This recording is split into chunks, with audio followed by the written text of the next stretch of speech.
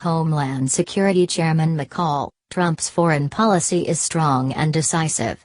We have stopped leading from behind, we are putting America first. While there are plenty of critics of President Trump's approach and style, many of his foreign policy decisions have been strong and decisive and stand in stark contrast to those of the Obama administration. The Trump White House relishes American exceptionalism and enjoys promoting Western values. It clearly understands that there is no such thing as leading from behind when it comes to tackling the most pressing international security issues. One clear difference can be seen with how the two administrations have gone after ISIS. After withdrawing all U.S. troops from Iraq and naively referring to the terror group as a JV team, President Obama found himself scrambling for a new strategy and was forced to send thousands of American soldiers back to the war-torn nation. When President Trump became commander-in-chief, he decided to take a new approach and unleashed the generals to crush the enemy. From dropping the largest non-nuclear bomb in our arsenal to hit ISIS tunnels in Afghanistan to the American-backed liberation of Mosul in Iraq, President Trump is making good on his word to go on offense in the war on terror and destroy ISIS. An America First foreign policy should not be confused or conflated with promotion of an isolationist view. Instead, it is a way to unite our allies to pursue common goals that are American priorities. Another contrast has come from how each president has handled Syria. President Obama chose to draw an imaginary red line as a stern warning to stop Syrian President Bashar al-Assad from using chemical weapons. Ignoring this warning, the Assad regime used chemical weapons in August of 2013, killing an estimated 1,400 people, many of them children. Team Obama then walked away from its red line and left Assad unpunished. Sadly, chemical attacks continued. Testing a new White House, Assad used chemical weapons again in April and President Trump responded by hitting a Syrian airfield used in the attack with 59 Tomahawk cruise missiles. A new standard was set: tyrannical dictators cannot use weapons of mass destruction without serious repercussions. In President Obama's first year in office, he cancelled a missile defense shield that was set to be stationed in Poland and the Czech Republic. This was part of his failed reset policy to warm relations with Russia and the beginning of his outreach to Iran. Ironically, by the end of his second term, President Obama was sanctioning Russia for invading Ukraine and meddling with our presidential election. And President Obama was defending a disastrous nuclear deal with Tehran.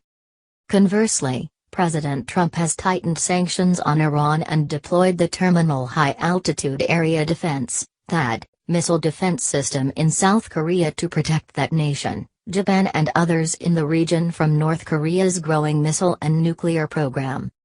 The regime in North Korea is racing to develop intercontinental ballistic missiles that can deliver a nuclear weapon to our homeland. The deployment of THAAD is one of several decisions to demonstrate that the era of strategic patience is over. The Trump administration has also taken other actions to bolster the defense of our allies around the world. A newly signed $110 billion arms sale to Saudi Arabia will help an important regional partner upgrade its military, act as a check on Iran and defeat Islamist extremism while creating American jobs. More recently, the Trump administration announced a $1.3 billion arms deal with Taiwan, an island democracy and ally under constant threat from China. None of these developments was welcomed by Russia, North Korea, China or Iran. However, it was very important to send a new signal to the rest of the world: America will no longer sacrifice the security of our allies to placate the wishes of our adversaries. The Trump administration's notable actions have not simply been relegated to deals or deployments. It has also requested a $54 billion increase in military spending, conducted aggressive counterterrorism operations, and routinely called for each NATO member countries to spend 2% of its GDP on national defense. All this is important, because unmatched military power is not just a necessary asset to winning wars, it is a key to preventing wars.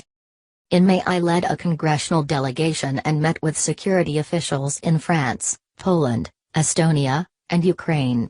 The topics of our meetings included counterterrorism, cybersecurity, missile defense and NATO, and varied with each stop. There was a consistent theme throughout: American leadership and strong allies are needed to defeat our most serious threats. Under President Obama, many allies did not trust us, and enemies did not fear us. President Trump has clearly reversed that course. President Trump repaired strained relations with Israel, our great friend that was embarrassed by the Obama administration at the UN Security Council in December. Our new president called for the United States to stand with the Cuban people and not the oppressive Castro regime. And President Trump's impressive national security team is not only embracing, but strengthening our leadership role on the international stage. I may not agree with President Trump on each and every issue, but his administration has clearly demonstrated that the world can be a much more peaceful and prosperous place when America leads from the front. Republican Michael McCaul represents Texas' 10th Congressional District in the U.S. House of Representatives. He serves as chairman of the House Committee on Homeland Security.